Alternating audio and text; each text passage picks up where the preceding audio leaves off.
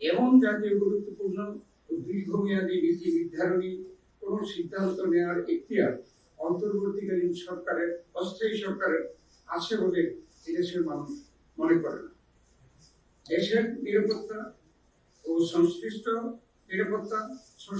স্পষ্টতর ও জাতীয় গুরুত্বপূর্ণ বিষয়টি সর্বোচ্চ অগ্রাধিকার বিবেচনায় নিয়ে দেশে অস্থিতিশীল কোনো পরিবেশ সৃষ্টি না হয় সেদিকে লক্ষ্য রেখে এই বিষয়ে যে কোনো সিদ্ধান্ত কেবল জনগণের দ্বারা নির্বাচিত সরকার কর্তৃক জাতীয় ঐক্যমতের ভিত্তিতে গৃহীত হওয়াই সমীচীন।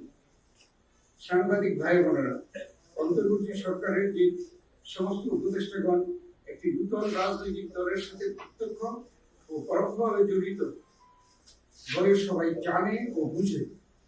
উপদেষ্টা পরিষদে তাদের উপস্থিতি সরকারের নির্দলীয় নিরপেক্ষ পরিস্থিতিকে ক্রমাগত প্রশ্নবিদ্ধ করে চলেছে বলেই সরকারের ভাবমূর্তি রক্ষার্থে তাদেরকে অব্যাহতি দেওয়া প্রয়োজন। জাতীয় নিরাপত্তা ও জাতীয় নিরাপত্তা উপদেষ্টা গতকালের বক্তব্য আবারও নতুন বিতর্কের জন্ম দিয়েছে। সরকারের ভাবমূর্তি রক্ষার্থে তাকেও অব্যাহতি দেওয়া প্রয়োজন হবে। ফেসিবাদের দোসর কয়েকজন উপদেষ্টাকে সরিয়ে দেওয়ার দাবি আমরা ইতিপূর্বে অনেকবার উত্থাপন করেছি।